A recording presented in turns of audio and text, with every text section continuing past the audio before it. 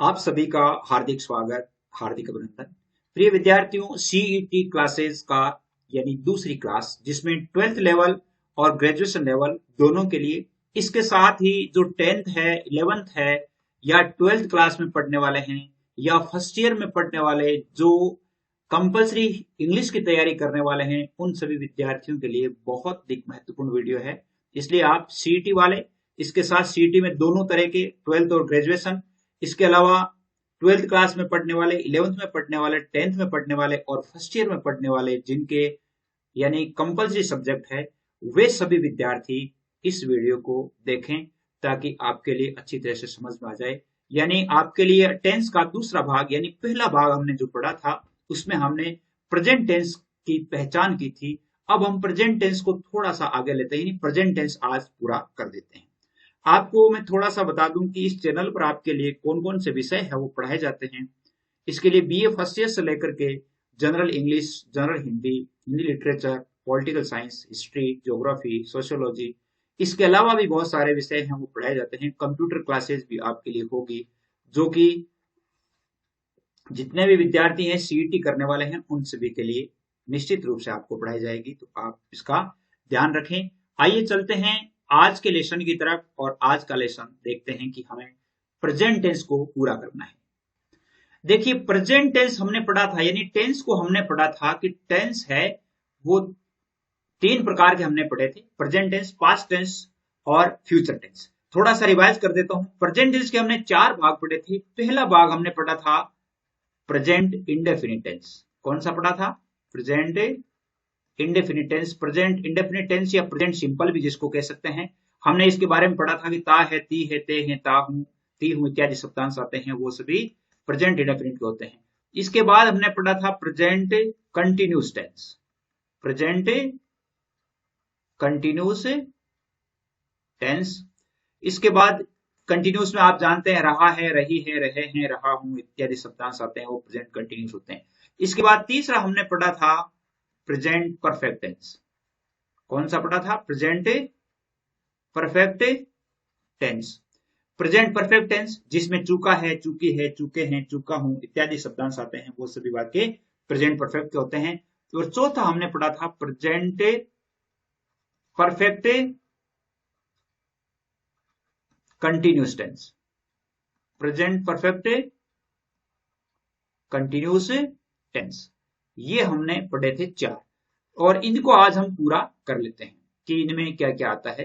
देखिए, present indefinite tense को ले लेते हैं अपन। सबसे पहले प्रेजेंट इंडेफिनिट को थोड़ा सा देखते हैं, फिर उसके बाद में active, passive, direct, indirect, preposition और जैसे लेटर राइटिंग, कंपोजिशन, सब कुछ हम पढ़ेंगे। तो प्रेजेंट इंडेफिनिट को लेते हैं अपन सबसे पहले। Present indefinite tense, present indefinite tense जिसमें अपन ने पहले पढ़ा था कि ता है, ती है, ते हैं, ता हूं और ती हूं। यानी हमने देखा था कि जैसे मोहन बाजार जाता है, सीता खाना बनाती है, हम विद्यालय जाते हैं, तो उन सभी में प्रेजेंट इंडेफिनिट टेंस होता है। अब प्रेजेंट इंडेफिनिट टेंस तो होता है, लेकिन हम ये कैसे पहचानेंगे कि ये प्रेजेंट इंडेफिनिट टेंस का वाक्य है? तो हम इसको सबसे पहले देखेंगे कि इसके अंग्रेजी बनाने के नियम क्या है। अंग्रेजी बनाने के नियम क्या है? अंग्रेजी बनाने के नियम क्या है? अंग्रेजी बनाने के नियमों में हम सबसे पहले इसमें लिख लीजिए, इस काल में दो सहायक क्रियाएं होती है। यानी क्या लिखेंगे? इस काल में दो सहायक क्रियाएं। कौन कौन सी? दो सहायक क्रियाएं, डू या डज। कौन कौन सी सहायक क्रियाएं होती है? डू या डज होती है। अब डू का प्रयोग कहां होता है, डज का कहां होता है?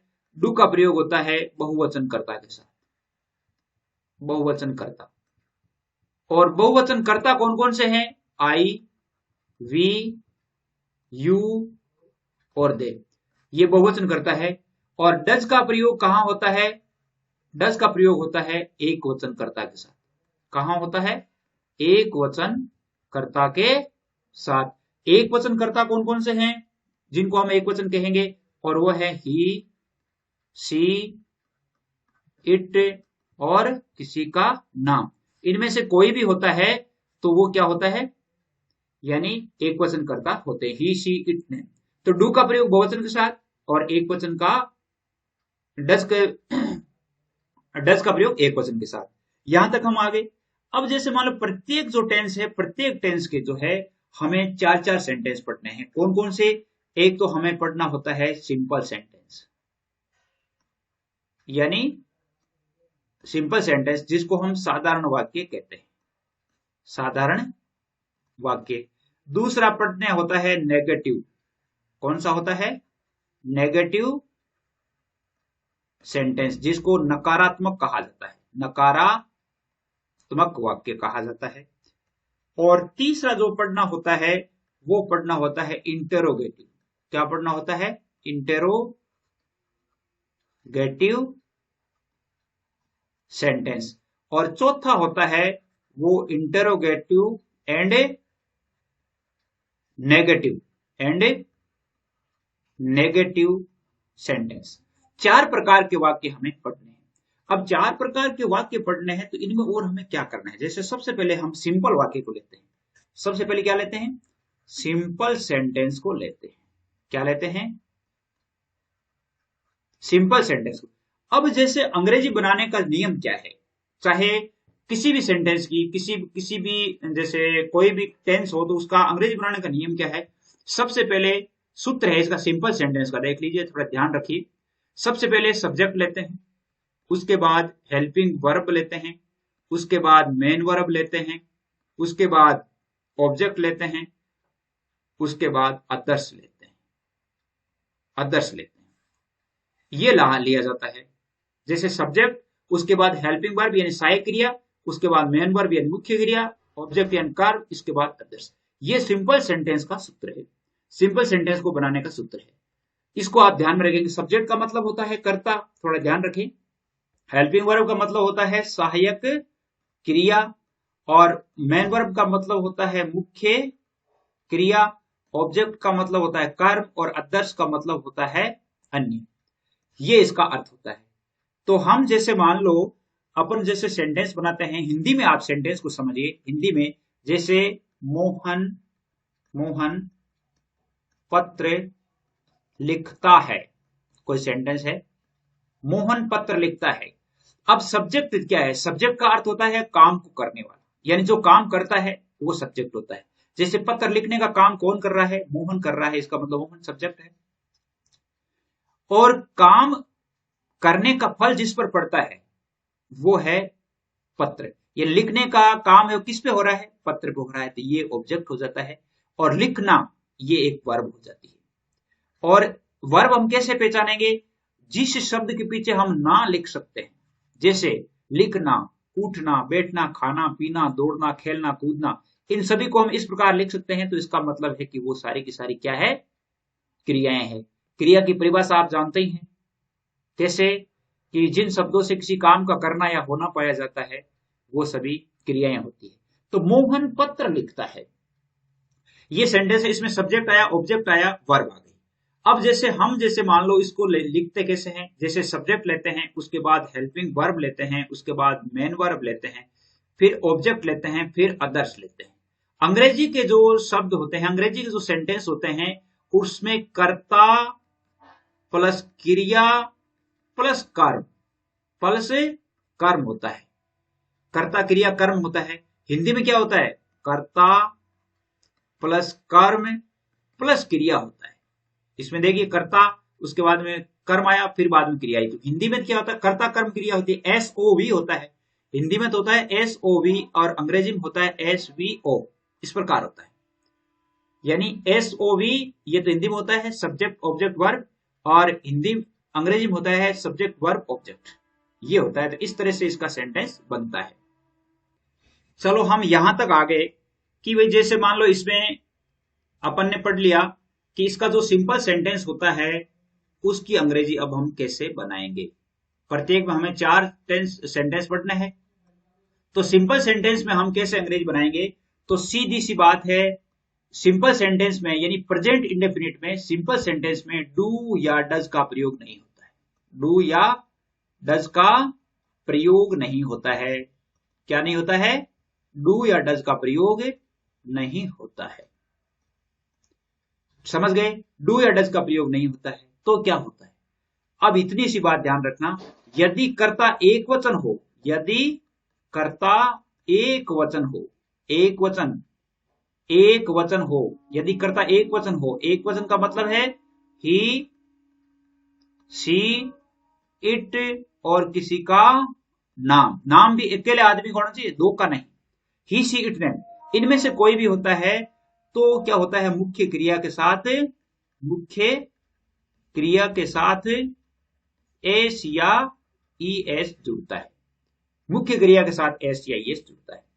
और बहुवचन होने पर क्या होता है, बहुवचन होने पर मुख्य क्रिया की केवल फर्स्ट फॉर्म आती है, एस या ई एस नहीं जुड़ता है। मुख्य यानी बहुवचन होने पर मुख्य क्रिया की केवल फर्स्ट फॉर्म आती है, फर्स्ट फॉर्म आती है, उसमें एस या ई एस नहीं जुड़ता है। चलो अब हम इसको लेते हैं सूत्र में, सूत्र में लेते हैं। जैसे एक सेंटेंस है कि रेखा बाजार जाती है, रेखा बाजार जाती है। अब इसमें हम देखते हैं कि इसमें सब्जेक्ट कौन है, रेखा है।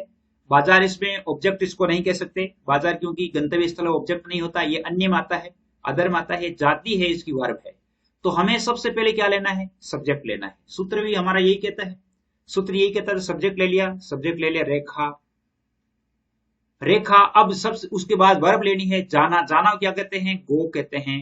कहां जाती है, बाजार जाती है, तो मार्केट, ये ले लिया। यहां थोड़ी गलती रह गई है, क्या, इसमें हमने पढ़ा है कि कर्ता एक वचन हो तो मुख्य क्रिया के साथ में एस या ई एस जुड़ता है, तो गो के साथ में ई एस जुड़ जाएगा। जिन शब्दों में, जिन क्रियाओं में पीछे ओ होता है, सी एच होता है, डबल एस होता है, तो उनमें क्या होता है, ई एस जुड़ता है, बाकी में एस ही जुड़ता है। जैसे गो है तो गोज हो जाएगा, तो रेखा गोज टू मार्केट हो जाएगा। क्या हो जाएगा, रेखा गोज टू मार्केट। इसी तरह का एक वाक्य और लिख लीजिए, जैसे जैसे कोई सेंटेंस है, राम और श्याम कमरे में पढ़ते हैं, कमरे में पढ़ते हैं। जैसे मान लो ये सेंटेंस है, तो इसमें सब्जेक्ट कौन है, पढ़ने का काम दोनों कर रहे हैं, राम और श्याम, तो ये राम और श्याम दोनों सब्जेक्ट हो गए। और क्या करते हैं, पढ़ते हैं, कहां, कमरे में पढ़ते हैं, ये अदर है। क्या है, अदर है, इसमें ऑब्जेक्ट नहीं है। तो हम क्या बनाएंगे, बनाना कैसे है, सबसे पहले राम और श्याम, राम और श्याम पढ़ते हैं कमरे में, ऐसे बना, राम और श्याम पढ़ते हैं कमरे में, तो ऐसे क्या होगा, Ram and Shyam read in the room. अब क्या है कि जैसे राम एंड श्याम बहुवचन है, तो बहुवचन है तो एस ही एस तो जुड़ेगा नहीं, तो रीड का रीड आ जाएगा, इन द रूम यानी कमरे में पढ़ते हैं। जैसे मान लो एक सेंटेंस है कि वह अपनी सहेली को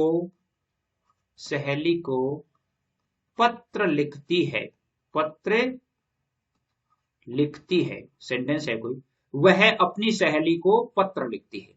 वह इसमें ये लिखती कौन है, वह लिखती है, तो इसका मतलब ये सब्जेक्ट है, लिखना इसमें वर्ब है, ये पत्र लिखती है, ये ऑब्जेक्ट है, और अपनी सहेली को ये पूरा पूरा अदर्स है। तो हम कैसे बनाएंगे, वह लिखती है, वह लिखती है पत्र अपनी सहेली को। अंग्रेजी में कैसे बनाएंगे, वह लिखती है पत्र अपनी सहेली को, इस तरह बनाएंगे। तो क्या होगा, जैसे मान लो कई बार क्या होता है कि पेपर में इनका क्रम पूछ लिया जाता है। जैसे मान लो इस तरह दिया हुआ होता है, उसे अलग अलग दे दिया जाता है। जैसे मान लो इसको पहले लिख दिया जाता है या बाद में लिख दिया जाता है, तो हमें ये ध्यान होना चाहिए कि सब्जेक्ट है तो सब्जेक्ट के बाद वर्ब आना चाहिए। ये सूत्र याद रखोगे आप, सब्जेक्ट, उसके बाद वर्ब, यानी वर्ब भी कौन सी, हेल्पिंग वर्ब, उसके बाद मेन वर्ब, उसके बाद ऑब्जेक्ट, उसके बाद अदर्स, उसके बाद क्या आएगा, अदर्स आएगा। ये ध्यान रखोगे आप, ये ध्यान रखना है। तो वह अपनी सहेली को पत्र लिखती है, तो वह का मतलब सी हो गया, सी, पत्र लिखती है, सी का मतलब ये एक वचन है, तो राइट का राइट्स हो जाएगा, लिखना को राइट और राइट्स हो जाएगा। सी राइट्स क्या करती है, ए लेटर, एक पत्र लिखती है, किसको?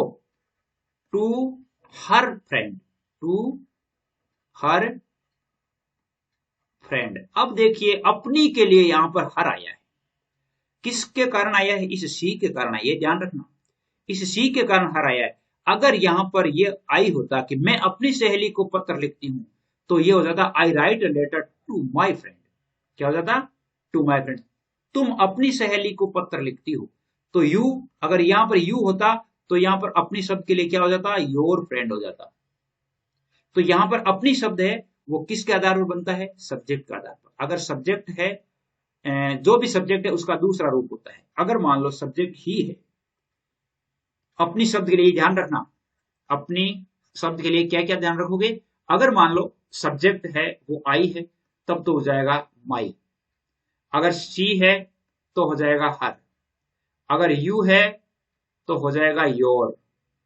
अगर मान लो वी है तो हो जाएगा आवर। और मान लो अगर ही है तो हो जाएगा हिज। तो ये इस तरह ध्यान रखना है, यानी अपने शब्द के लिए इस तरह काम में ले। जैसे मैं अपने मित्र के साथ जाता हूं, I go to with my friend, मैं अपने मित्र के साथ जाता हूं। वह अपने मित्र के साथ जाता है तो he goes to his, he goes with his friend, वह अपने मित्र के साथ जाता है। या वह अपने मित्र के साथ बाजार जाता है। जैसे मान लो एक सेंटेंस है, ही गोज टू मार्केट, जैसे मार्केट विद हिज फ्रेंड है, जैसे मान लो वाक्य है he goes to market with his friend. तो इसका मतलब है कि वह अपने मित्र के साथ, यानी ही आया तो ही का मतलब अपने के लिए क्या आ गया? हिज आ गया। तो ये ध्यान रखना है। तो सिंपल सेंटेंस में आपकी सीधी सी बात है कि इसमें अगर एक वचन होगा तो हमें एस ए एस जुड़ेगा, और बहुवचन होगा तो एस आई एस नहीं जुड़ेगा। अगर मान लो इसी को नेगेटिव में लेना है, दूसरा सेंटेंस होता है इसका negative, negative sentence. Negative sentence का मतलब है नकारात्मक वाक्य, नकारात्मक वाक्य।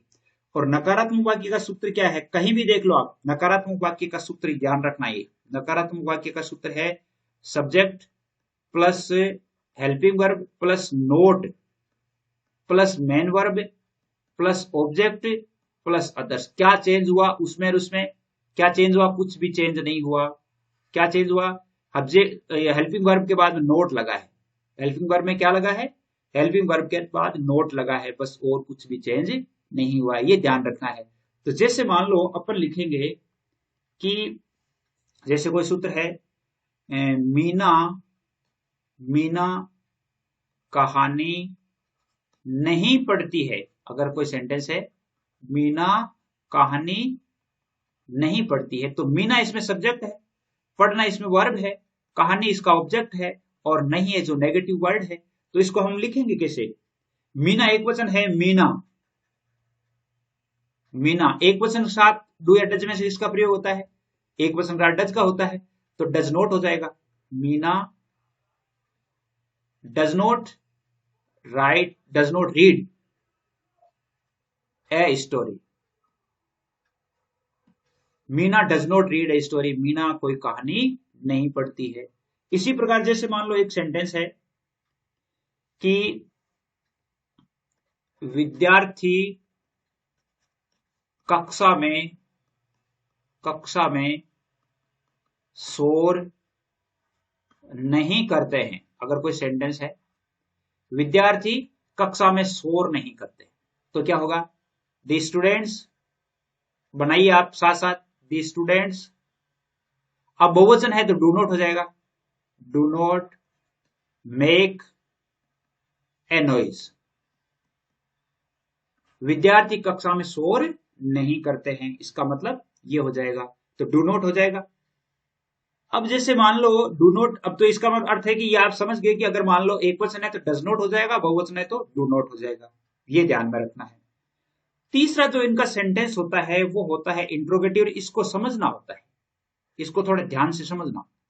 Interrogative sentence, interrogative sentence, interrogative sentence दो प्रकार के होते हैं। कितने? दो प्रकार के। एक तो यस नो टाइप वाला, यस नो टाइप, और एक होता है WH वाला, WH वाला।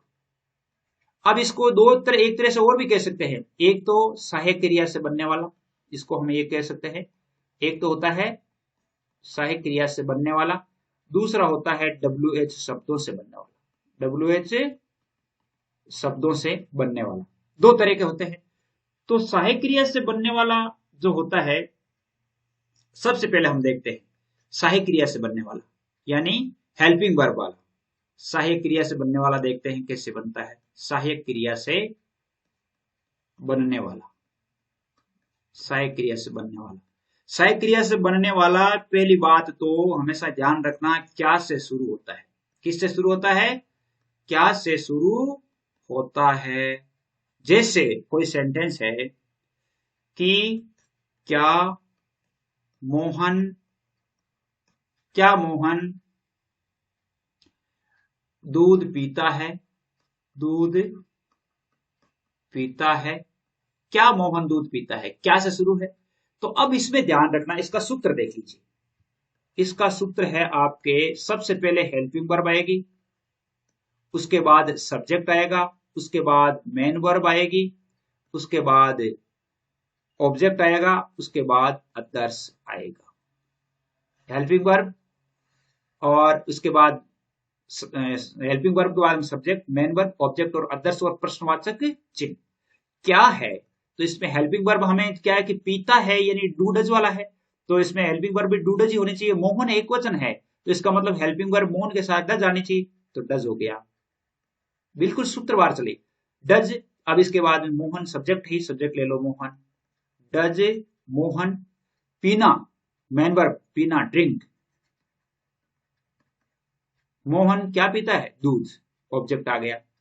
डज मोहन ड्रिंक मिल्क, क्या मोहन दूध पीता है। या does Mohan take milk, take milk भी लिख सकते हैं। डज मोहन ड्रिंक मिल्क भी लिख सकते हैं, डज मोहन टेक मिल्क भी लिख सकते हैं। तो देखिए सीधा सा है, यानी जो है इससे हमारे ये सीधा एकदम बन जाता है। इसी तरह जैसे मान लो कोई सेंटेंस है कि क्या विद्यार्थी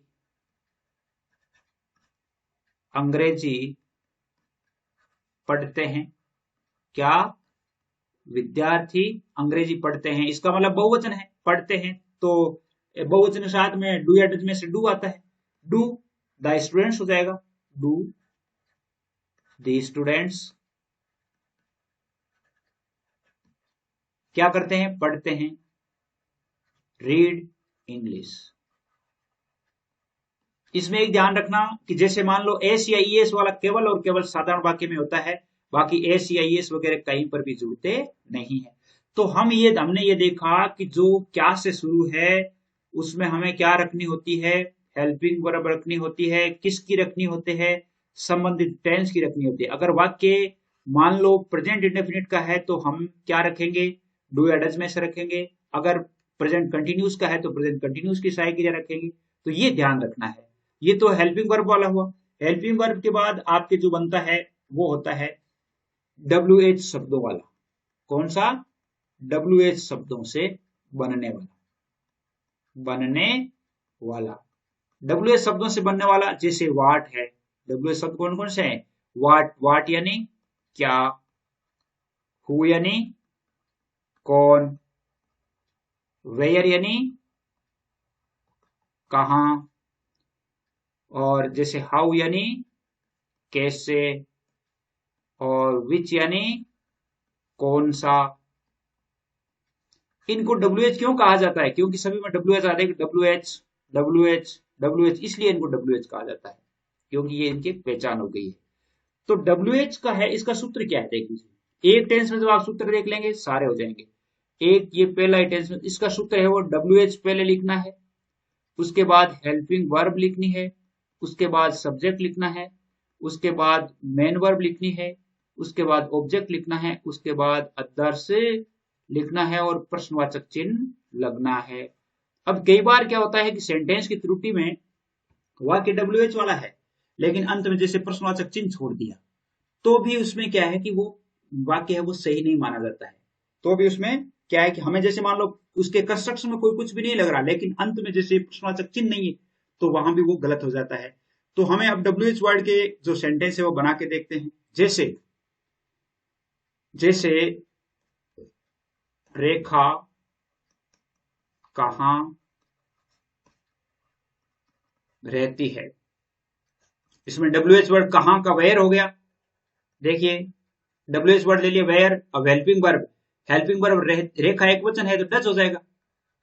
रेखा वेयर डज, हेल्पिंग वर्ब इसके बाद में सब्जेक्ट रेखा है, where does Rekha, main verb live, where does Rekha live, Rekha कहाँ रहती है। जैसे मान लो आपके साथ कौन जाता है, या आपके साथ बाजार कौन जाता है, इसे भी लिख सकते हैं। तो इसमें कौन का मतलब हु आ गया, तो ये हो गया कि हु जाता है, इसका मतलब एक वचन है, तो who does go with you, with you, आपके साथ कौन जाता है। अगर मान लो ये होता है कि आपके साथ बाजार कौन जाता है, तो क्या होता, who does go to market, with you, ऐसे हो जाता कि आपके साथ बाजार कौन जाता है, इस तरह हो जाता। तो ये WH वाला है।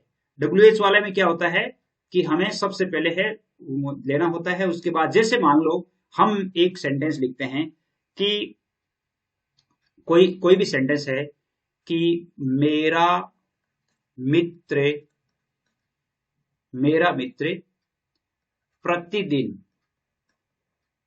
प्रतिदिन अखबार पढ़ता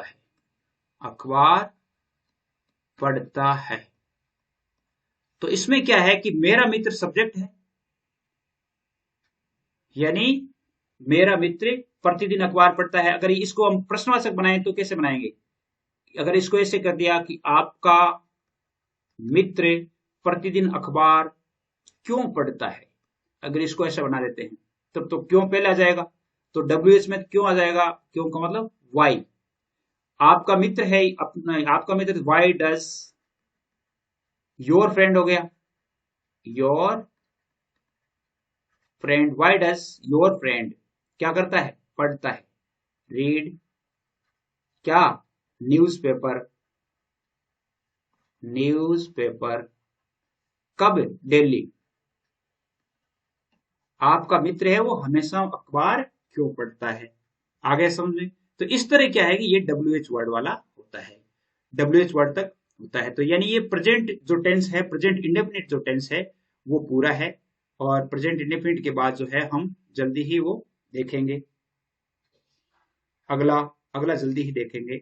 और आज के लिए यही, और आपको मैं कुछ सेंटेंस दे रहा हूं जो आपको लिख के बताने हैं, जो आप मेरे यानी आपके इनमें से कितने सही होते हैं। जैसे लिख लीजिए, मेरा भाई बाजार से सब्जियां लाता है। दूसरा है,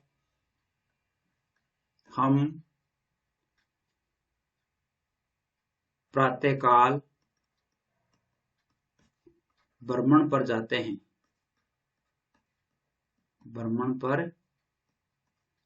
हैं, इसी तरह अगला वाक्य है, सीता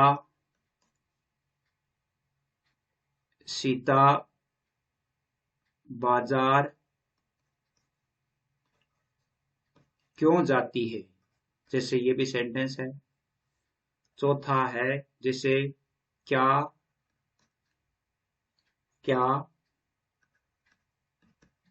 रमेश आपके लिए पुस्तकें लाता